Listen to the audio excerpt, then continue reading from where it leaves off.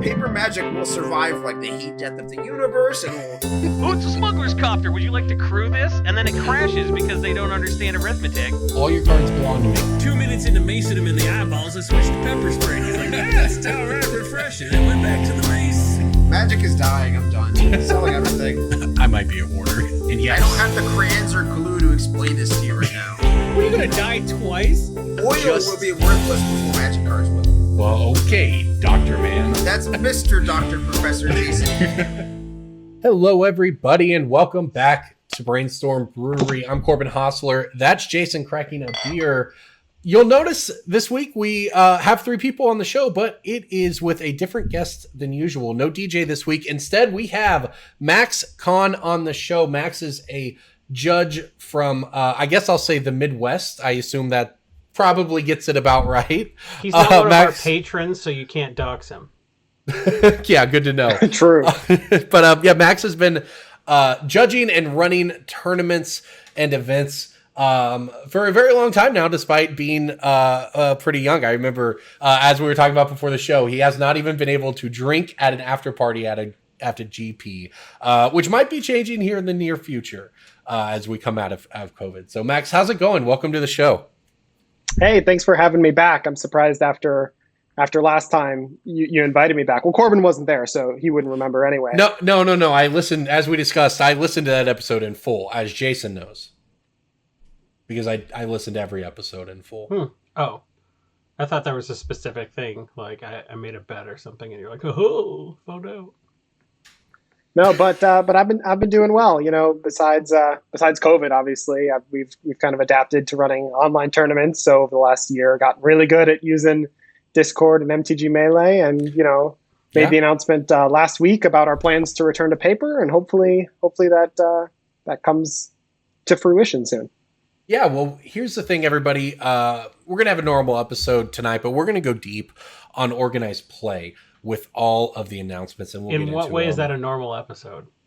Because we're going to have our segments, as always. People want them to know that if they don't care about OP, they can stick around for a pick of the week at the end of it. But we're going to talk about all the OP with Max. You hear him talking about he's involved with the tournament series, which we'll get into here in a minute. But we want to talk about all of the changes coming to organized play. As the pros have called it, to the end of professional play. It certainly seems like that could be the case. We have a lot of perspectives here with Max as a TO and a judge, and myself on coverage, and then Jason kind of representing the more casual community with what that will stand to benefit from things like the main fest. Well, so is that what people think of me? Am I casual? Am I casual guy? Well, I mean, you do run the content on EDH Rec, which, despite being the website that's ruined the format by making it spiky, obviously. Yes, it's still a little more casual. I made the format spikier. Me, I'm casual guy. Well, it's going to be interesting to talk about. So, Max, tell us real quick though.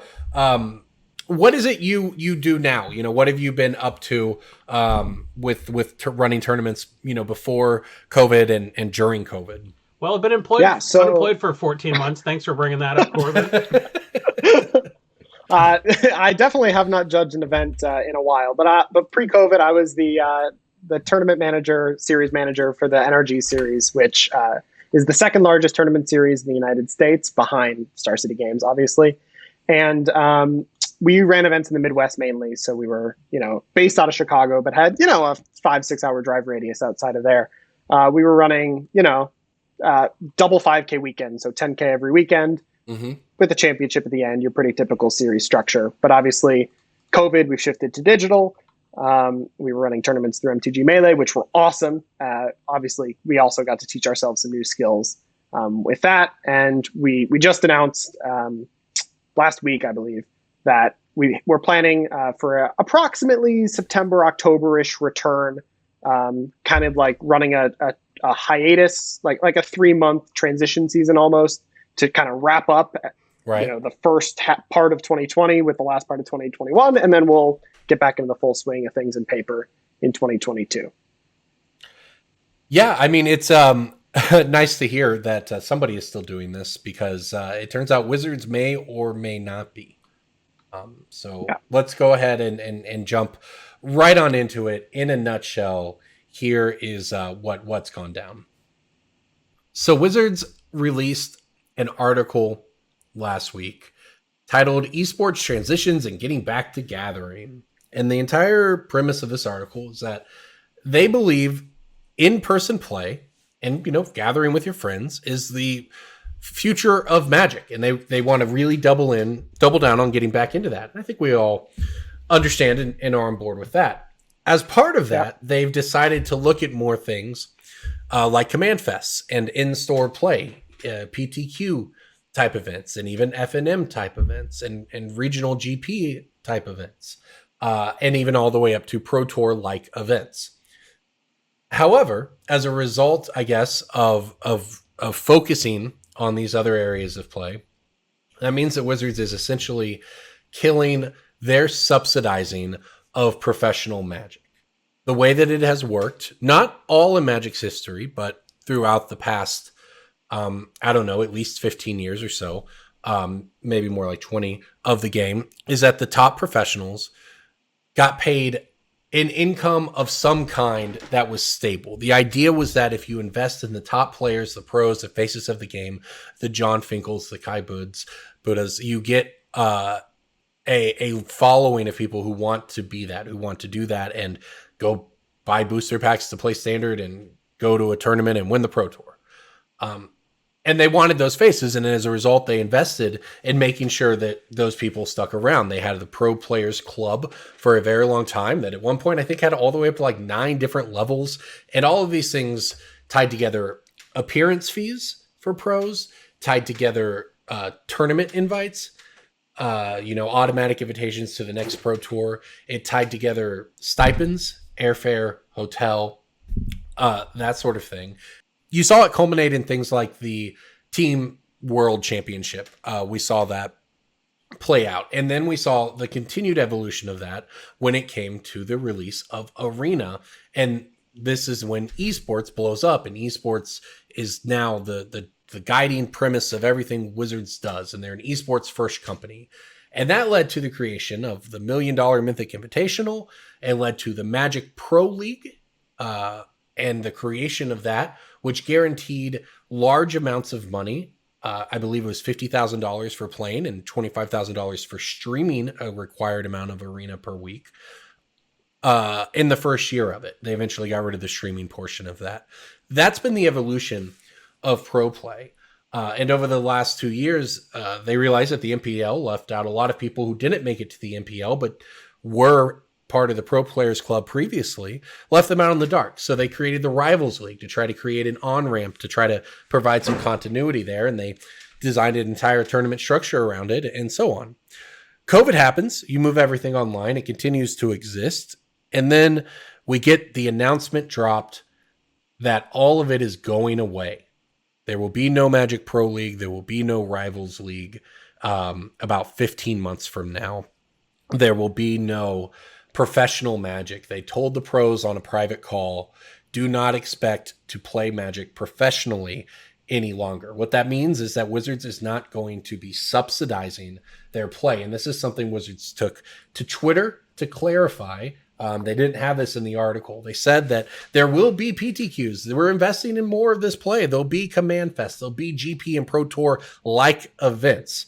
However, the next iteration, they said, of Magic's competitive play system, one that recaptures the gathering while extending play opportunities to a wider audience, will not focus on providing a sustainable financial lifestyle for professional players.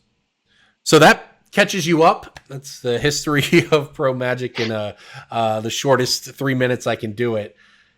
Max, as someone who is, been involved at all levels of this, what the heck is your response to what's going on?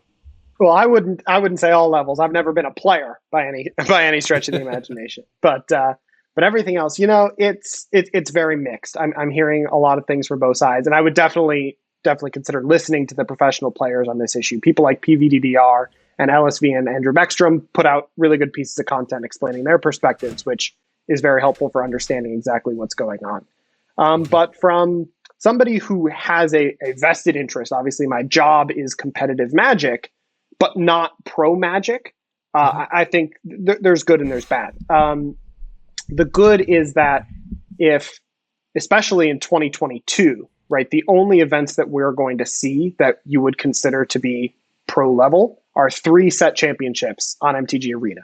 But they said there will be no paper Pro Tour style events in the 2022 season.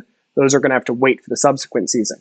So obviously, if you're a professional Magic player, that's a little disappointing. But for somebody that enjoys competitive but not professional Magic, you're going to have a ton of opportunities for independent tournament series like the NRG series, obviously the SCG Tour, things like the LATAM Magic series are face-to-face, depending on where you are and how COVID is in those other countries outside of the US, and on MTG Melee. You'll have opportunities for competitive Magic. And I think by Wizards announcing ahead of time that, hey, at least for the 2022 season, there's not going to be any GP or PT style events, that gives competitive third-party events a lot of space to shine. But obviously, our concern from the tournament organizer perspective is if there's no aspiration to be a pro-level Magic player, what is the aspiration to compete at a competitive level? What's my investment if I know that I want to play a Modern tournament and a deck's going to cost me $700?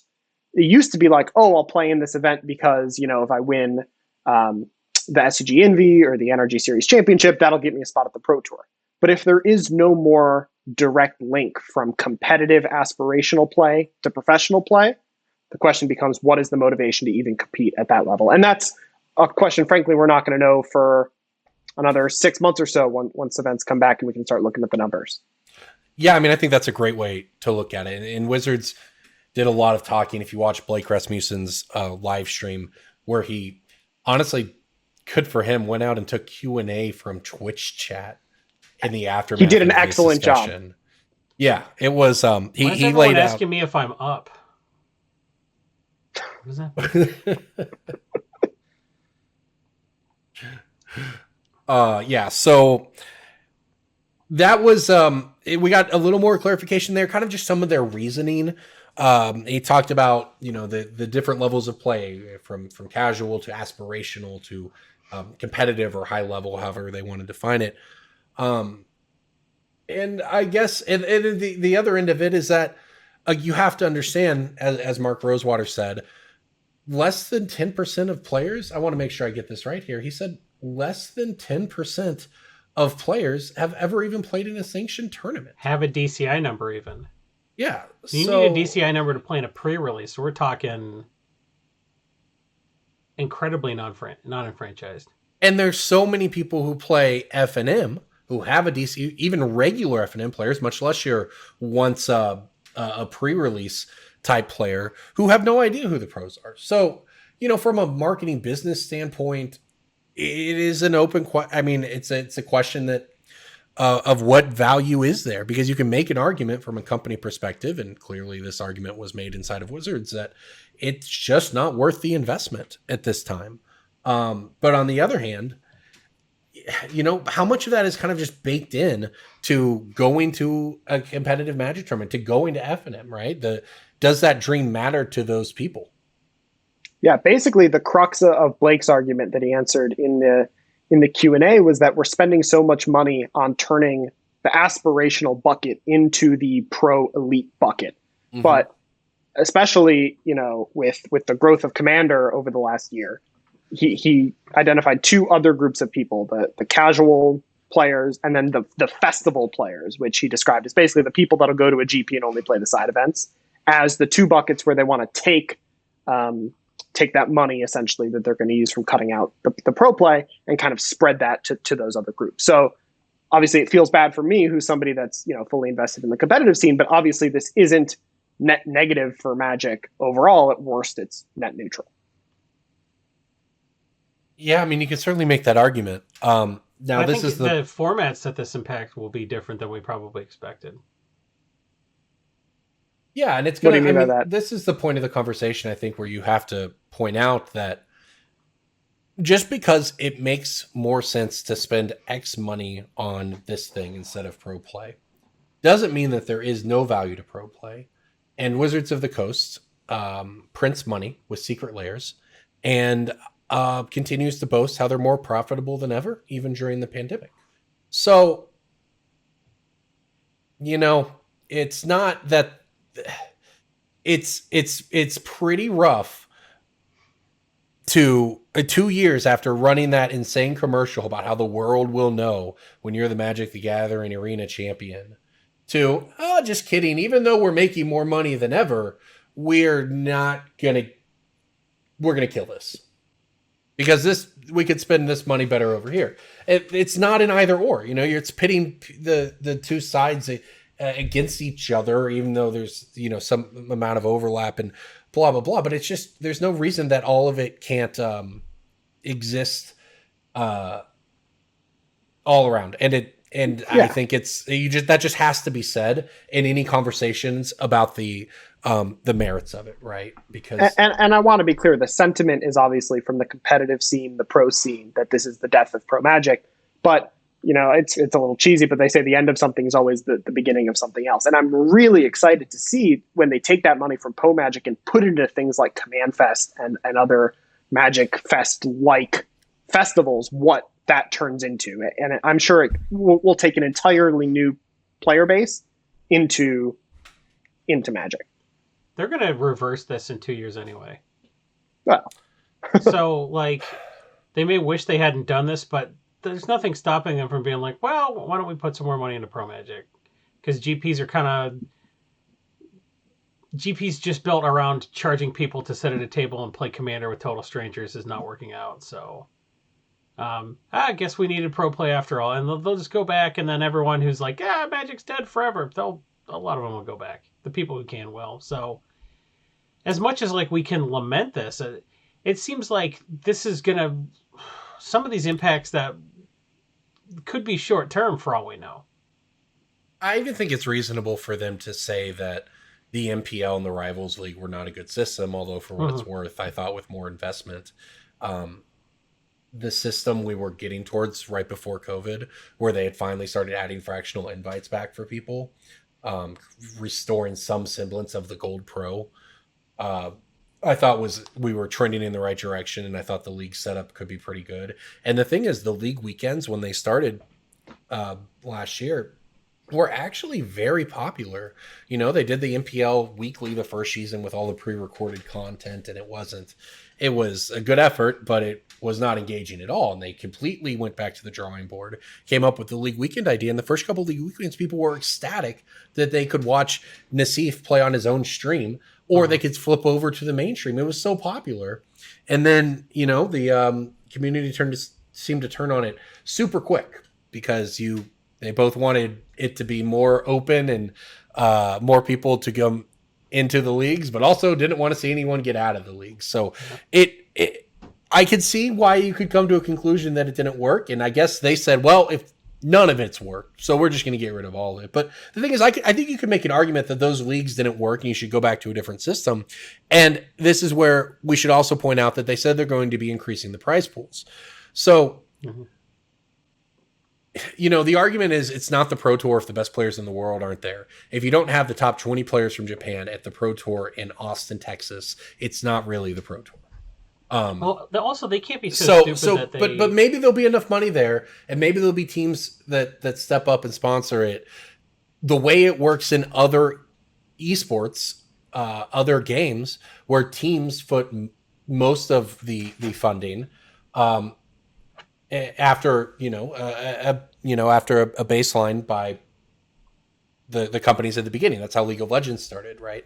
So I don't know. I think that it's just rough the way, especially presenting it without any alternative, is they don't know what the future exactly it's going to look like with COVID. So you're telling these people 15 months in advance, which is extremely generous, but from a lot of people, right? Hey, you're getting laid off, but a year from now, right? No, nobody gets that in real life. But at the same time, it's just so whiplashy from them after what they've done over the past 20 years. But even so, the doubling down on it a couple years ago to this now, It is a rough taste, I think. And I think that that's sort of the issue, even if we kind of agree that, hey, investing in these other areas of play is good. So I think that, you know, I've seen a lot of discussion and a lot of different takes across the internet. And I hope that, you know, kind of giving my perspective from coverage and Max sharing kind of helps people understand what the two sides are talking about here. Yeah, and especially the last thing I want to say on this is the uncertainty is what's scaring people a lot. They said, you know, these things aren't coming in the 2021-22 season. You'll have to wait and see whatever the new system is in the 22-23 season. And even Blake went on his stream and mentioned, like, they're still in the planning phase for that. And I feel like people would be a lot more comfortable knowing what was next. But it's Wizards of the Coast. They're not known for notoriously, you know, releasing their plans in a timely fashion. So it's a lot of waiting to see and trusting that they'll do it right. And the question is, what faith does the competitive Magic community have in Wizards right now to trust them?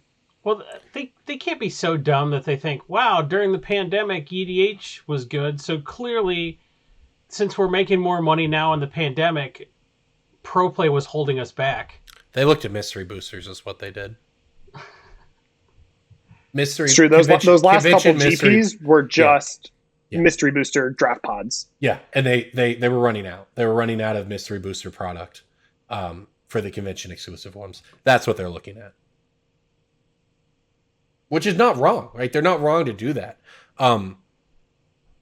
It's just crazy to me that they don't think Pro Play, you know, can exist alongside that.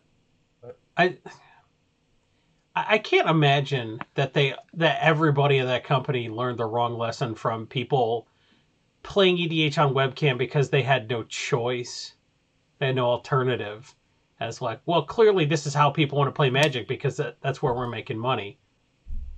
No, I mean, I think it's just that we were already trending in this direction. You know, people have talked about how Grand Prix are dead for the past 2 or 3, 4 years or whatever. And the reality is the GP is sold out. What, you know, was sold out. They'd be packed. I think COVID did a really good job of giving WotC a really easy answer to a very difficult question.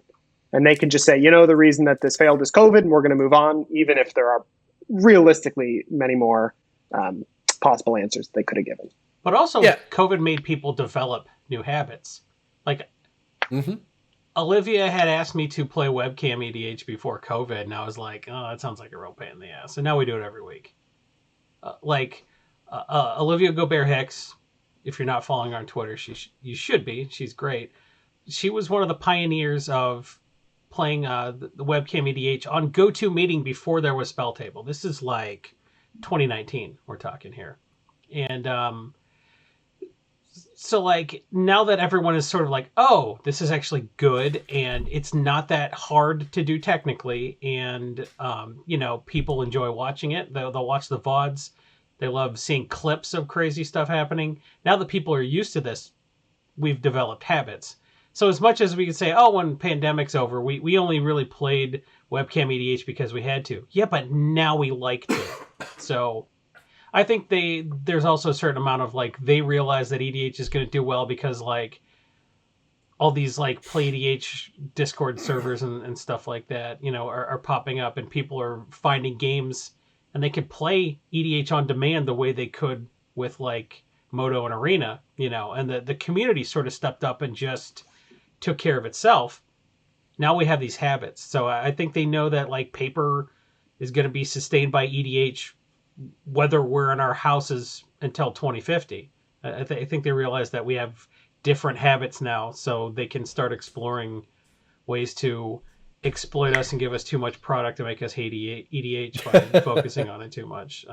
I think they really just want to force feed us birthday cake 3 meals a day until we vomit. Yep, certainly so. All right, well, let's one more question on this topic, and then we will move on. But so Max, what does this mean then? Do you think, you know, you mentioned it being the beginning of something? What do you see tournament series of paper Magic or just in-person Magic looking like? You know, is this a big opportunity for SCG or NRG or whoever else to step up and create their own system? or do you think that's not possible? Because it honestly, it feels like SCG went down that path in the past and then went the opposite direction. So do you think times have changed? Is that something maybe more viable now? Yeah, that's a question that I think time is going to tell. There's so many things we don't know, and I'll just use one example to illustrate it. Like normally when I'm deciding, we've got this event coming up in 5 months, do I want it to be modern or legacy or standard or whatever? I've got all this data, our historical records for 5 years, what format the upcoming Pro Tour is, what other events are going on that weekend to make that decision. But now we've got all the COVID factors that we haven't been able to see play out with data. Like, for example, if I want to schedule a Pioneer tournament, I know that all of my players haven't bought new Pioneer cards in paper in 15 months. And that's going to change my calculus about how likely I am to schedule a standard or a Pioneer tournament versus a legacy tournament where at most you'll need to buy 12 new cards for your deck, right? So I feel like COVID is going to change.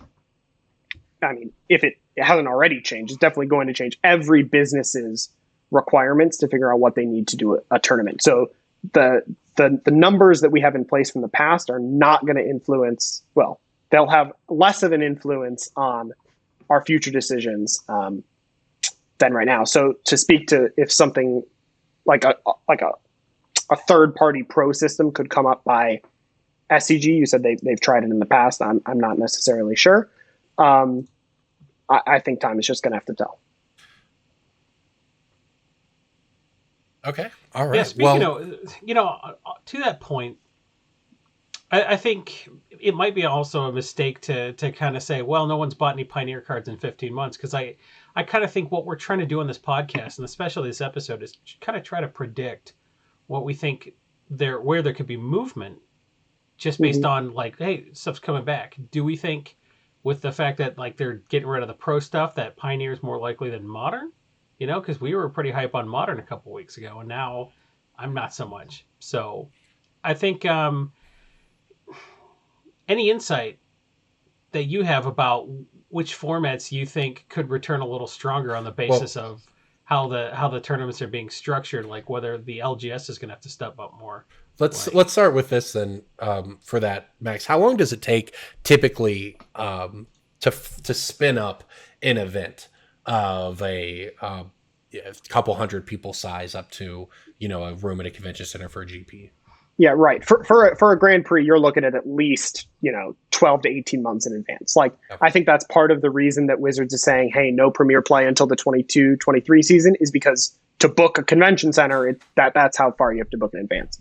For something like our end, where we've got between 200 to 300 players, we're looking at a 4 to 5 month timeline, and that's why right now we're targeting September, October for a return to Paper Magic.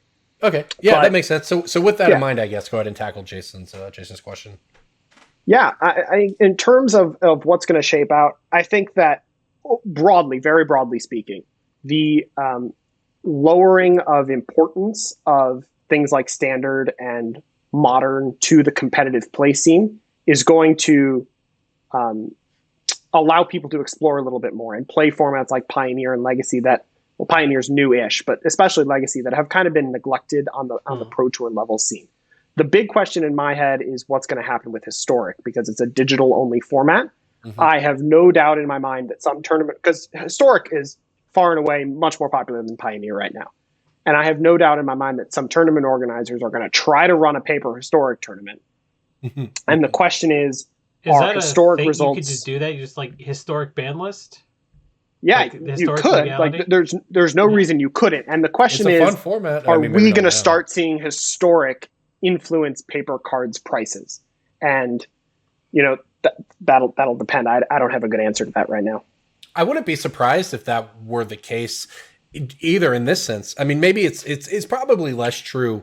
I mean, I guess all of this is, I'm working off of what Historic was before Tainted Pact before Mystical Archives exploded the format. But you actually saw decks that originated in Historic move to Pioneer, or in some cases even Modern. A lot of the black-red decks started as as Historic brews. So, and Goblins is another one that is obviously like Muxus is propping it up in Historic, but then it started becoming a little more popular in Modern.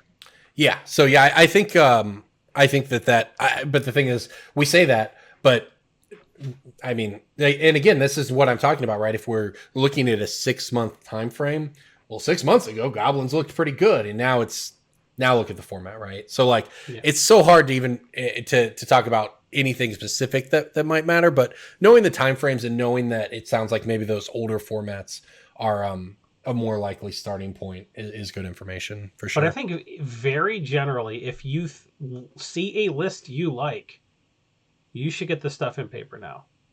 Because there's no way no doubt prices are going to go down when people start playing in person more. I think you waited as long as you could. I think some of the stuff's starting to tick up a little bit. I think buy what you want and buy double. So when the price goes up, you can dump it for other stuff. And I can tell you from our store, we've already started stocking inventory because we anticipate, our vendor booths at those first couple events, every single player is going to need cards. So we've already started stocking inventory to prepare for fulfilling those needs. Yeah, because people don't realize how much they've neglected their collection over the past 18 months, I think. Well, there's been so much turmoil across formats that there was an aspect of throw your hands up in the air. I'll deal with it when I come back. Sure. But, for what it's worth, I've been looking at Modern recently. Modern actually looks pretty good. It's not the format it was any number of years in the past, but it actually looks pretty fun. So I could see Modern coming back pretty strong, and there are still a lot of staple Modern cards that are very cheap right now. And we're getting another Modern Horizons. So Modern's about to get another facelift that's going to, like, as soon as it comes back, everyone's like, well, here's another Hogak. I like Modern staples a lot. I don't want to mess around with tier 1.52 Modern decks. This was going to be great, but I like, without looking at the price graphs in front of me and naming cards, your Snapcaster Mages, your Noble Hierarchs, your Shocklands. Your shocks, like fetches are getting reprinted in Horizons, but shocks are not. Your mono red cards, because mono red prowess and blue red prowess are one of the best decks, and there's a lot of cheap cards in those decks. So even if there are some expensive ones too, so I think you'll see a lot of people flocking to some of that stuff. Just some stuff to keep in mind. I think that you're right. There's a lot of opportunities there. If we just did decide to be professionals and have price graphs in front of us, the price graphs we like to use are the price graphs at mtgstocks.com. Go to MTG Stocks. They have stocks, but not the kind that you were put in, like the pillory. You're not going to get pilloried at MTG Stocks. There are no actual stocks where they lock you in and throw tomatoes at you. It's just, it's like prices, like it's MTG Stock Market, but don't type in MTG Stock Market. That's porn. mtgstocks.com, your source for prices of MTG cards. They sponsor us. Give us money. Thank you for the money. And you're welcome for the recommendation to go to MTG Stocks. You did it. You did a prices. Congrats. That was word for word the ad copy they sent us. And thus a meme is born. Thank you for that, I was Jason. Like, do you want me to read this? And they're like, yes. Because it sounds like you wrote it. And I'm like, all right, that's true. MTGstocks.com. They got a good author over there. Really nailed your voice. And that means it's time for Breaking Bulk. Breaking bulk time. Breaking bulk time. Break. Oh, yeah, breaking bulk. There's so much good stuff. It's a pick. Breaking bulk. The end. This one shocked me. I was shocked. Shocked, I say, by this one. This has 4 printings. A master set. It's in mystery boosters, and it was in a dual deck. And it is most recently printed at common. How many times has it been printed common and how many times uncommon? Okay, it's printed twice at common and twice at uncommon. Most recently, it was in Eternal Masters. Okay, what was is it this black common? Carrion Feeder? It was uncommon, shifted down to common. It's black. It's $6. Couldn't believe it was $6. What was the original printing? It's a non-creature. Oh, 5th Dawn. So there you go. Black creature, 5th Dawn? Black non-creature, 5th Dawn, originally uncommon.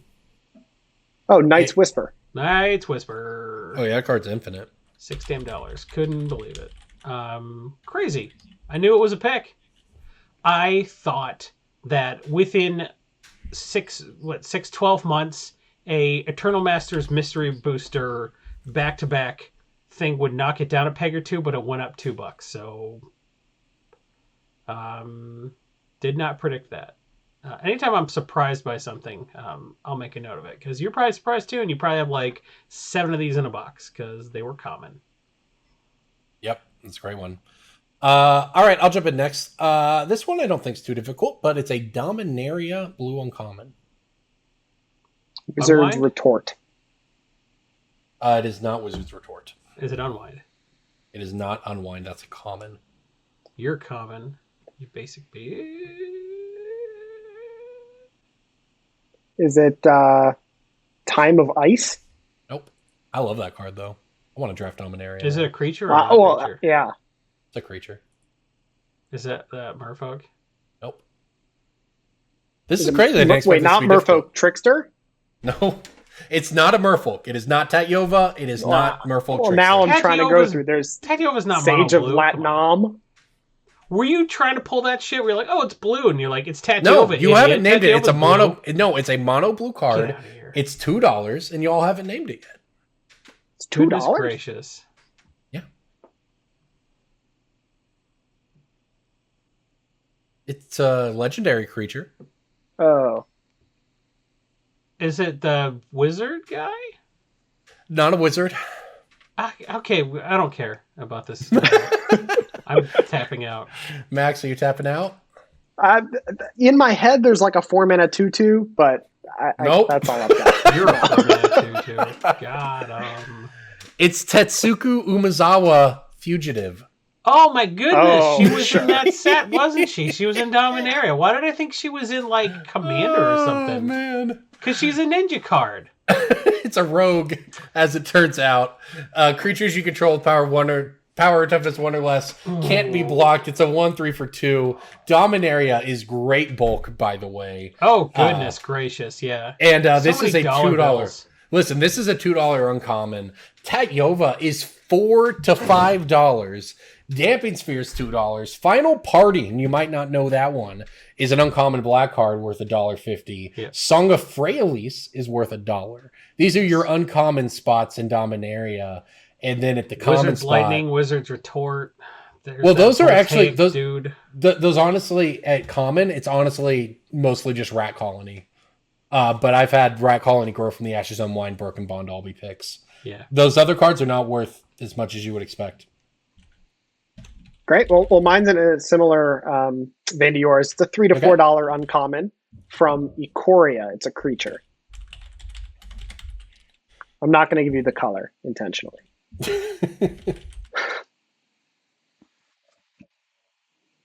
Ikoria? Yeah, It's a $4. You said what? It's a $4 card? it's a $4 uncommon creature. Oh, it's Sprite Dragon. It is Sprite Dragon. You know, this card's been in the backbone of the blue-red prowess decks in standard, historic, modern, even Yeah. in Legacy. It's seeing play in these Delver decks now. It was always about $1, but in the last 3 months or so, it started to spike up. There's also the F&M promo version, or some sort of promo that's like $12 or something. Mhm. And, you know, people kind of discount Ikoria because it was that first set after COVID happened, but it's definitely important to keep in mind that there's still, you know, crazy expensive cards, especially, you know, $4 for non-common. That's the price of a booster pack. Yeah, that's wild, actually. I knew it had. I knew that it had jumped, but I mean, I didn't realize that it was that much. I was like, oh, it's a pick. Yeah, it's $1 or $2. Is Ikoria gonna be good? It's such a weird set. Ikoria's got- Good, like, nuts 5 years for from now? EDH. My It's got goodness. some nice picks though. Well, hey, why don't we head over to edhrec.com and let's kind of look at what's going on with Ikoria, because it's about a year old, and now it's maybe the time where Yeah, it's out let's of do it. print, so some of the stuff that's like going to do stuff. So let's have a look at Ikoria. Top Commander Nethroy, no surprise there. Surprise that Kinnan Bonder Prodigy is number 2, beating out Winota. You will not be surprised to know what the top 5 cards are. Can you guess what the top 5 cards in Ikoria are? The 5 triumphs. Lands. The Triomes. Yeah. 6 and 7, Ultimatum. Actually. Ruinous, followed by Eerie. Eerie's Giganta broken. rounds out the top 8 here. So, You won't be surprised to find there are 2 uncommons in the top 16, Migration Path and Bastion of Remembrance. Bastion of Remembrance is something I do as a breaking bulk every 6 months, apparently. Whirlwind of Thought is way up there. All these have borderless versions, and I like the cartoon triomes a lot. I'm paying like whatever they are retail just every time I see them at the LGS because they keep going up, and I just keep buying them. It doesn't matter. Recon Mission is a future $3 card. I think Whirlwind of Thought is a future $3 card. Migration Path is a future $3 card. Bastion of Remembrance is $3 already. Yeah, let me hit you with some prices here. Sure. The top 6 uncommons, this is everything 75 cents or more on MTG stocks, is Sprite Dragon, $4.50. Bastion of Remembrance, $3.50. Heartless Act. Jason, I don't think mentioned that one. Just a competitive Well, that's not really card. an EDH card, so like it's interesting that the Pro Tour like card is $1.50. But yeah, Migration Path only $1. Reconnaissance mission 75 cents. Call of the Death Dweller only $1. So I'm with you. This set was very difficult, if I recall, to even kind of get out there because of COVID and just no one was playing Magic and so on. So I think that the uncommons from this set will, barring reprints, obviously be pretty good breaking bulks for a while, and they're difficult to reprint with the count. Some of them anyway, with like the counters, the Call of the Death Dweller does and stuff like that. So here's a pick. This is at good about stuff. a nickel retail. This 2 colorless, 1 blue, 1 red instant was our preview card, and it's bulk. We did it. Channel Force. Channel Force, baby. Would love another preview, Wizards, please. When we did Channel Force, we were still talking about Channel Fireball. Oh, yeah. So we were. Your source for balls? That's about it. I think they're your source for the market. I don't. They're your source for the marketplace now. We'll see. We'll see how that goes. I'm interested. If you're interested, we went deep on that subject either last week or the week before about Channel Fireball's marketplace. That Max, we brought you on to talk about Channel Fireball's marketplace. What insights do you have about? My only experience with Channel Fireball really is my deep disappointment that 2 weeks ago they switched their logo and now they no longer recognize Ballsy as their mascot. And he meant a lot to me. I hear you on that one, honestly. They got sued by the Philadelphia Flyers, actually.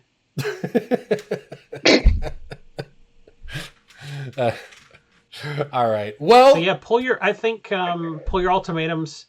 Never bulk an ultimatum, a mythos, or I guess whatever cycle Whirlwind of Thought is in. I don't know, but I think all the mythoses can go up. I think all the ultimatums can go up. Dude, I don't hate the crystals. In foil, perhaps the crystals are under $1. They're played more than you would think. So I don't know who's trying to play a casual ass card like Ragu and Crystal, but also like I need to foil this out. But they're under $1. So Ikoria is an interesting set, and that stupid mutate mechanic, as much as you're like, oh, it just dies to a removal spell, there's so many ways to keep the creature alive, and a big mutate stack just takes over the game. People are like beating people with the precons. It's pretty crazy. So Brokos, Apex of Forever. We did it. We did a segment!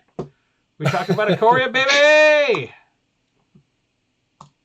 Jason, do you think the Ozolith is going to get reprinted in a commander deck themed around counters, or do you think it's going to hit $40 and we'll never? It's a little tougher to just print the Ozolith for a couple. If they don't, the thing is, if they don't reprint this card, none of us ever make it our pick of the week because it's just steadily going up or whatever. But this card's going to be, it's $12 almost, it's $13 right now, and this is just clearly a card that is Exquisite Blood. Or whatever, like this is just a $30 card. It's a $30 card, and if they don't reprint it soon. Here's what you will notice: Cool Stuff and Card Kingdom, which are both like more EDH-y type sites. The Ozolith will be $20 in 2 months on Card Kingdom, and it'll sell for $20. Get your Ozolus now, probably.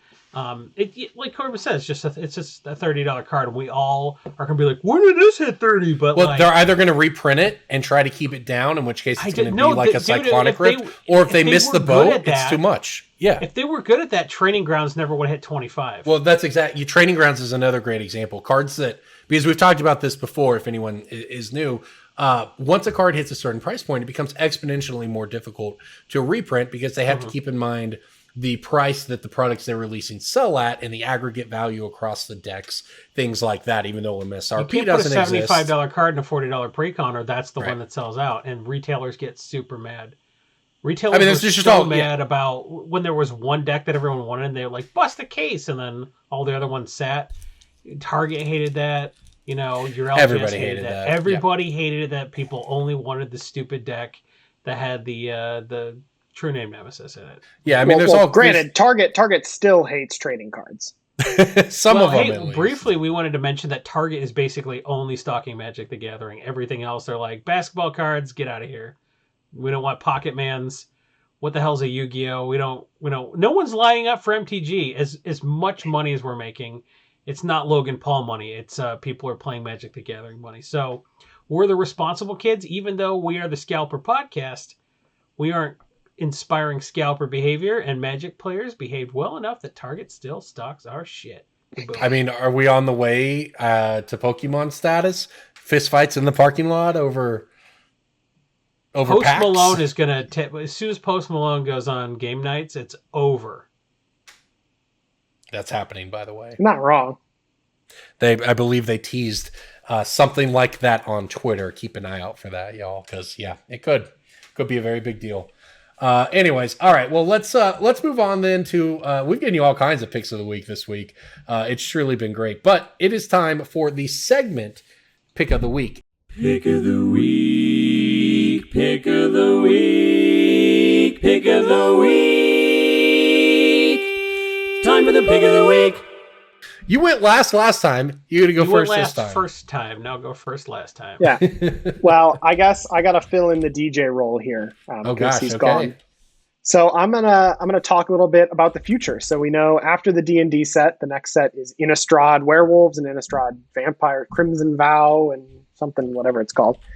So I was kind of looking at some of the vampires to figure out what's a little underpriced right now. So I'm going to go with Champion of Dusk from Rivals of Ixalan. It's if you're unfamiliar, the 5-mana 4/4 that when it enters the battlefield, you lose life and draw cards equal to the number of vampires you have.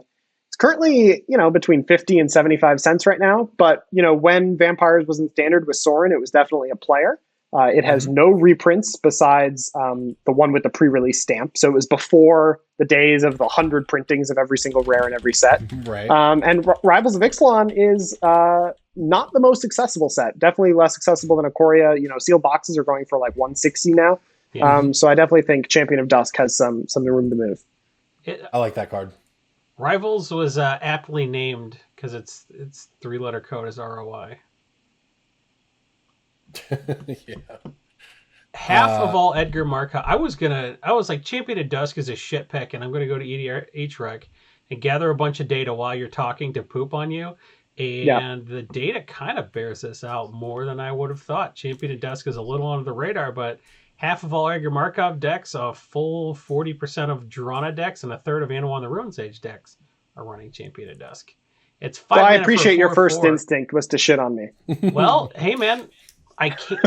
That means he likes you. Would you rather me try to shit on you than fail?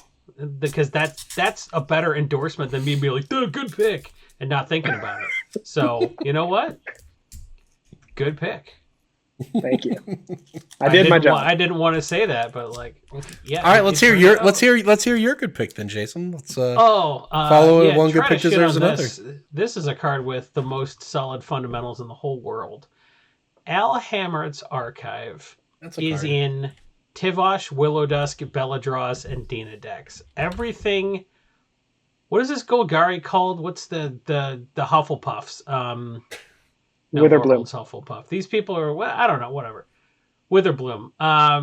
Witherbloom decks love gaining life and drawing cards, and Alhamerit's Archive lets you double both of those things. This got a mystery booster printing. It did nothing. Al Elemental Archive is in the Commander 2021 Precon, and the price is still almost $10. These are just gonna like tank a little bit. So this and 1,000-Year Elixir are basically the same price right now. Like, if you get these under $10, just go nuts. There have been some distribution issues with the Precon, and when that happens, the price doesn't go down as much as you'd think, but you get waves and waves of supply at $10. Instead of the card going to $5, you get like 4 different chances to buy it at $8 instead of $10, and it goes right back to $12. So I love Archive, and I love the other card I mentioned, 1,000-Year Elixir. So well, and the fact that Archive is colorless means you can put it in literally any deck. Like, and you love building around it. Like we can build together. You give me a nail, I'll hammer it, and then we'll just move on. Yeah. So the fact that Witherbloom loves gaining life and drawing cards, it's only the latest sort of thing. Like anything that hits either of these two axes, it does two things well, and something that hits either one, I think it's worth playing the card. So it was just in the Precon. They'll never be cheaper. I like 1,000-Year Elixir a ton. I think that 1,000-Year Elixir's got real good, solid fundamentals too. Yeah. All right, I'll finish it off with a Planeswalker, a recent one you may not remember. Ralk Storm Conduit. It's $3. It's climbed up from $2 at the beginning of the year. Was that all on Chain of Smog? I mean, it's certainly been recent over the past month or so has been sort of more of the climb. But this card's just fairly good. You minuses to copy instants or sorceries. It's combo-y in a couple different ways. I think you can combo it with Fury Storm to kill people in Commander. It's a pretty decent Planeswalker. Now, there are, a couple versions of it, some promos, some secret layers, blah, blah, blah. But here's the thing. RAL is $3. The stained glass version of the card is $6. So the floor for all other versions is $5, but the original set version is still just $3. So I kind of actually just like picking up the if you want to take a look at this card, keeping an eye on it, because I think they probably you see that kind of resettle to 5 to 6 for this, and then 8 to 10 for the rest by the time this run is done. Super. You ever got killed by Rao? And I just cut Rao out of a deck of mine in Commander, but it was very good for a long time for me. Well, why don't you jam it back in? Because you could run Chain of Smog and just end the game. Well, and Ral's another one of those cards where they could just print another card like Chain of Smog that combos off with it, and then the card becomes $20 overnight. I think that's a good pick. Yep. Yeah. It's War of the Spark is starting to be a little bit of a long time ago. Dominaria doesn't feel that. That's a good set too. I like War of the Spark and Ikoria. I think I wrote a whole article on MTG Price about like the stuff from War of the Spark that I think is like future $10 cards.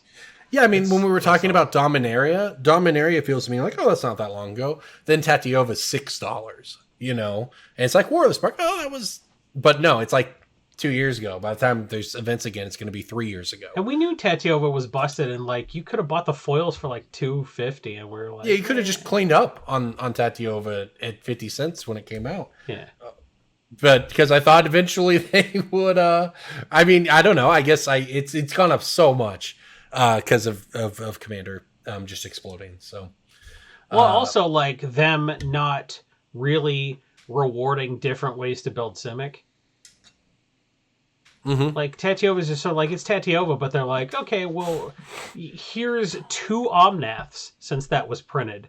That both, you just play the same thing. And here's Kydal and Thrasios getting reprinted in Commander Legends. And, here's Iesi, the basically Tatiova creature. It's like, oh, this is a bigger Tatiova. Oh, but you can run Tatiova in this deck. And also, Quandrix is just Simic. We went out of our way to make Lorehold not be Boros and Silverquill not be Orzhov, but Quandrix is Simic. It's... In Quandrix, you put the 1/1 counters on a 0/0, not a 2/2. It's totally a different thing, guys. Yeah, Quandrix it's Simic. So there's no deck of mine that I don't want to run Tatiova. So I bought like 25 of them, and it wasn't enough because that's only enough for 25 decks with blue-green in them. So I'm having to go out and pay $6 for them now. Great, absolutely. All right, well, I think that's an episode, everybody. Thank you for listening. Let us know in the comments down below here. Of course, make sure you like, subscribe, all that good stuff if you're on YouTube. But let us know what your thoughts are on OP. And, we tried to cover a lot of sort of different angles of it tonight. So it will be interesting to see what happens moving forward. I guess I'll find out if I need to look into a career change at some point in the future. So lots of unanswered questions. You don't think you should anyway? Yeah, well.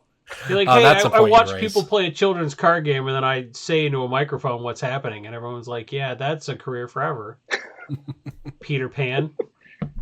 Hey, man, sports writers work till they're 90. It's no different. Yeah, retire boomers. That's another thing. You boomer sports writers. Nobody wants to see Barry Melrose on Sports Center. Come on, man.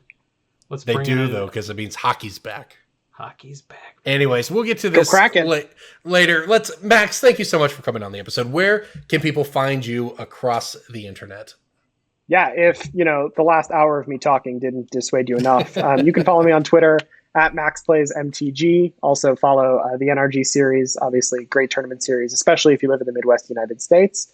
Besides that, I'm looking forward to seeing you at the next Grand Prix if and when they come back, because I guarantee you me and 10,000 Magic players will be at that event. It will be huge. It will be big. All right, everybody. Well, thank you so much for listening. Max, thank you for coming on. Jason, thank you for not derailing too hard tonight. I don't want you to feel left out. DJ will be back next week. His power decided to not work today, but you will have DJ back in that third spot next week. Everybody, thank you so much for listening to Brainstorm Brewery. We'll see you next time. Hey, we did it.